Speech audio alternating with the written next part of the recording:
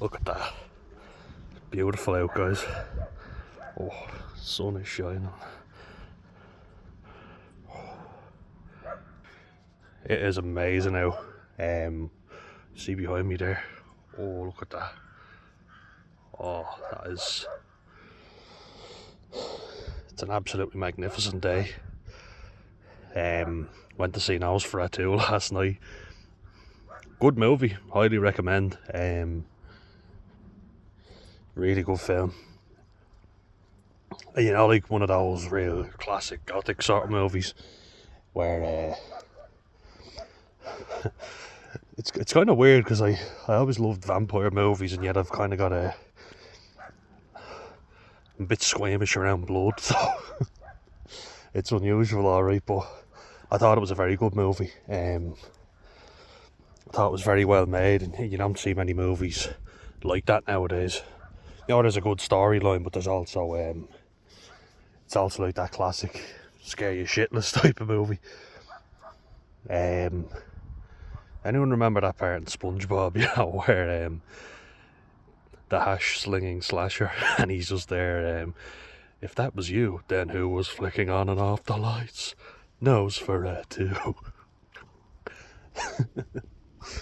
So you're probably thinking, what the fuck is this video? Well, getting into that now. So, it's a bit chilly out, but it is fucking beautiful. Don't mind the cold. It's just, you know, those grey, miserable days that you get. That's what really puts me in a downer. But my God, I will not complain about a day like this in January. It is beautiful. Such a clear sky. Oh, yeah. So what I wanted to talk about today was asking the question: do you think that mental health labels work? And not even necessarily do they work, but do you think they're good? Do you think they're important? Do they actually help anything? Labelling people. Because it's an interesting one. And I've had a few labels thrown at me, so I'm kind of like, does that actually help, or does it hinder you? Does it make you think you're less capable of doing stuff? And if I was being completely honest, yes.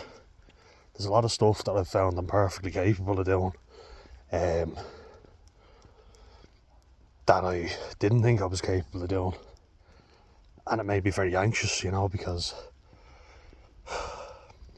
psychiatrists and doctors told me, you know, with the autism spectrum disorder diagnosis, they basically said, you won't like this, you can't do that, you won't do this, you won't do.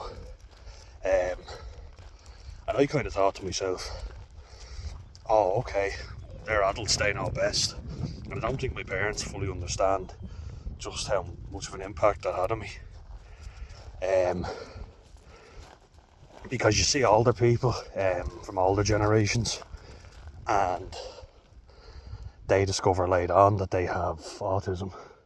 And everyone was saying that they always knew they were a bit different, but there was no diagnosis at the time.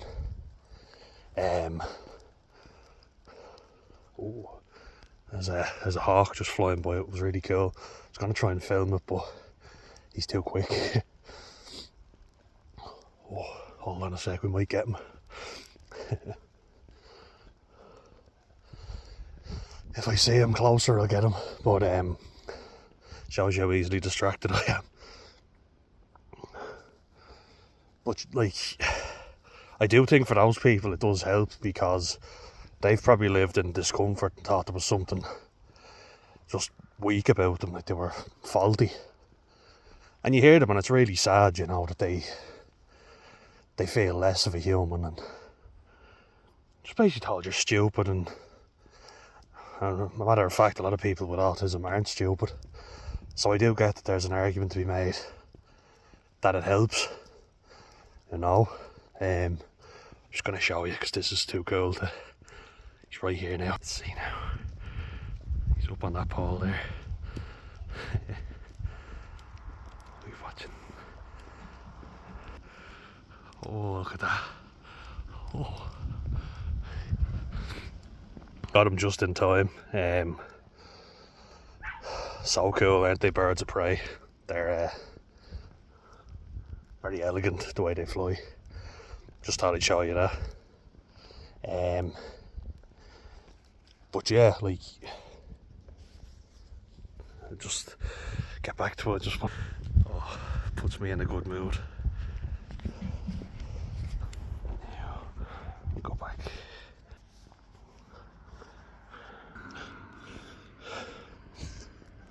Nature truly does help the head, so I always, whenever it's a nice day, I like to just share it with people, so that if you're watching, you get a little something from this. And with it being such a beautiful day and all the animals out, I'm getting distracted. But that label in particular, you know, I think labels can be good and bad, but with autism, like, I think it helps people to kind of go, oh right, I'm not fucked. There's this issue that relates to me, and it's physical as well as just mental, which it is, you know. Like, there's a lot of gastrointestinal problems, of which I have.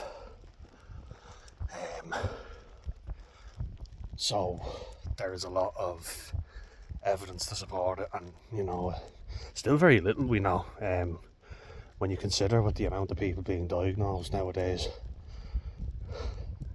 you think to yourself, we should know more, but we don't. Why is that? But you generally look at the family, and I know there's some cases where most of the family seem normal, for want of a better word, or neurotypical. If you delve in deeper, they're definitely not. My family definitely aren't, anyway. There's a long history of mental illness, so definitely not. Very reactive, you know, very emotional. On my mum's side, and then on my dad's side, I would say the opposite. You know, very insular and lacking in emotions. You know, it's like they're putting on emotions but doing it very badly. He's on the trail or something now.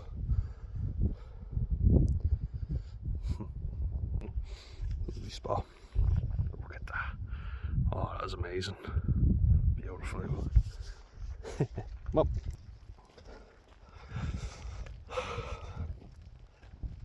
and the reason why I kind of got interested in this, Mum, good boy.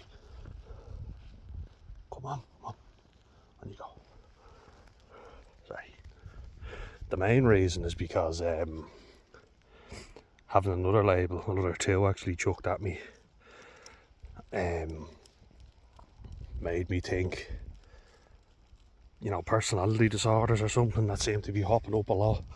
And like, your personality is defined by your sense of self, who you are, what you will and won't stand for. And does that really help? Like, with autism, you can say, yeah, that does kind of help. Then you get people self-diagnosing, because people have told me, oh sure, I have a bit of that. It's a fucking collective thing that does my head in, and it takes away what you actually fucking have. You know, when you hear, oh, I have a bit of that, sure, we all have a bit of that. Well, yeah, it's a spectrum, I suppose, but I think that's stupid to say, and it really takes away from everybody who's serious. Good boy. Mum.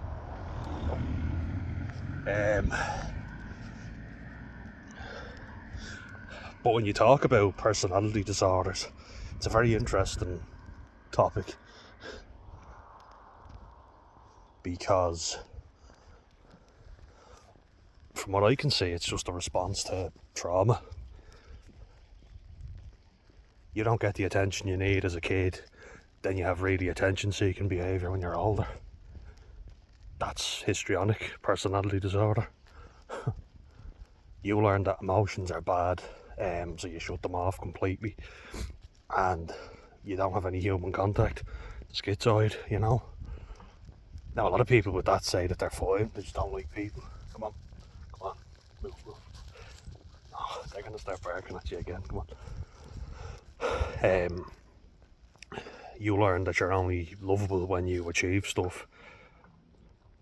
Narcissistic personality disorder, you know. You become highly narcissistic if you are told that everything is conditional. You know, I think you have to learn you're a human being first and foremost. And these people clearly weren't taught that. You know, they were taught you are only lovable when you achieve something. In many ways I can relate to that, you know. Particularly with my dad, I have to say. You're great 1 minute, but when you make me look bad, you're the worst thing in the world. You are scum, you know, you've made me look bad, now I'm angry with you. It's not even the thing that you've done, it's the thing that you get caught doing. Do you know what I mean? That's what really showed it to me. It's like, I don't give a fuck what you do, but if you make me look bad and people find out you've done it, then you're bad, you know. So maybe I had a bit of that. I definitely think I'm getting better. If I'm being perfectly honest, I thought I only mattered if I did something good. I think a lot of us could be like that.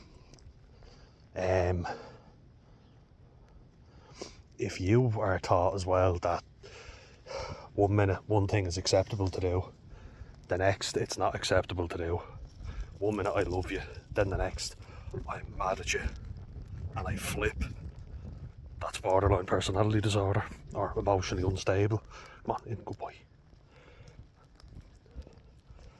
Like 101, do you know? Like that's as clear cut as it gets. If you're told one minute that one thing is okay to do, then no, it's not. And the same thing brings about a completely different reaction. That's teaching you what the fuck is right and what is wrong. It's like there's love there, yeah, and it's genuine, but it changes.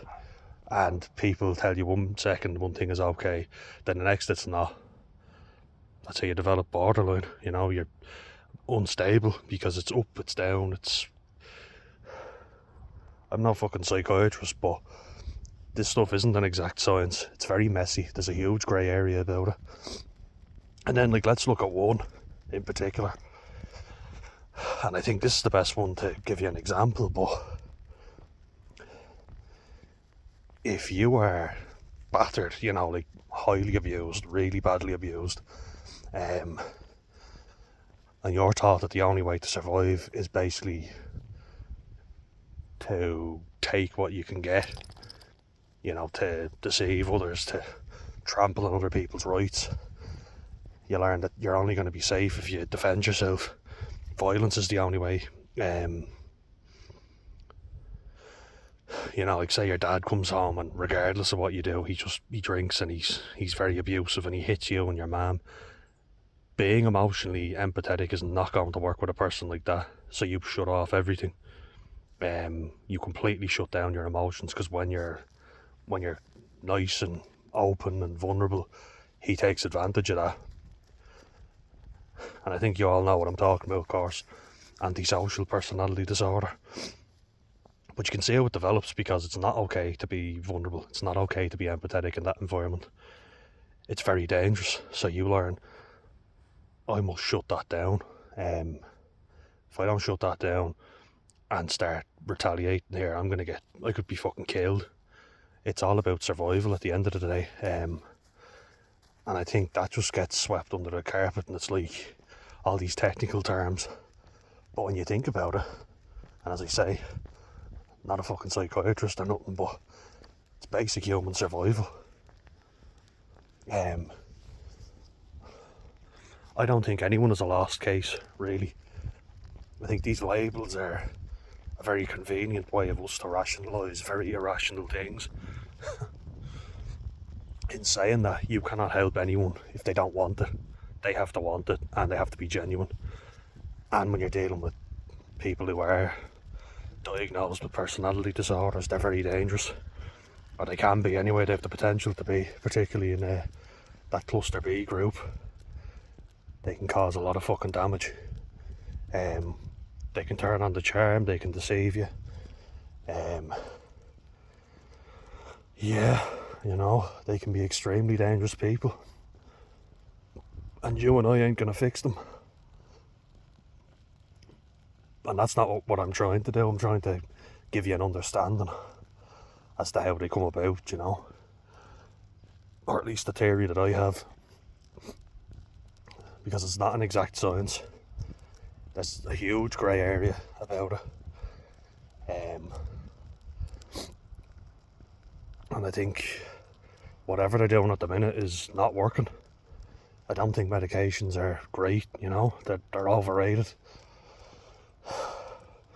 If you have a kid that's extremely hyperactive because he's fucking always eating sugar and drinking energy drinks, what do we say? Oh, he's got ADHD.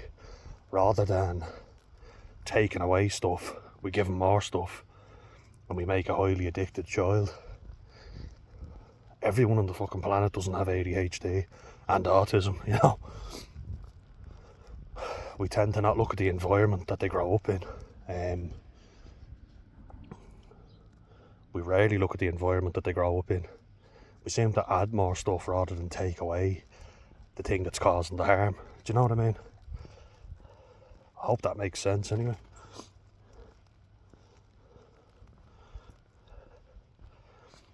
Like, when I was drinking too much, I was never really told not to. I was told it wouldn't help with my medication, but yeah, I was told like it wouldn't help with the antidepressants I was on. But nobody ever sat down with me really and delved into it deeply. Like, I think there's a lack of common sense in the mental health community as a whole. My auntie actually works in it, and she was saying like she's a secretary, but she'll have to have meetings on high risk patients, you know. Don't mind them. She'll have to have a meeting, say if there's a high risk patient. But they were talking about teenagers and smoking weed, and the doctors were saying, oh, she's smoking weed, but that's normal, she's in college and she's a teenager. It's like, well no, weed is a bad fucking drug. Weed can cause you to have a psychotic episode. Rather than diagnosing people with schizophrenia, like you saw Stephen, who I had on the channel, the Australian fella, my friend that I went to see, he was diagnosed with schizophrenia. Then they found like he actually wasn't having any psychosis when there was no psychoactive drug involved. Once he stopped taking them, he was fine. Like, fucking delve into it, you know, rather than just sticking a label on someone.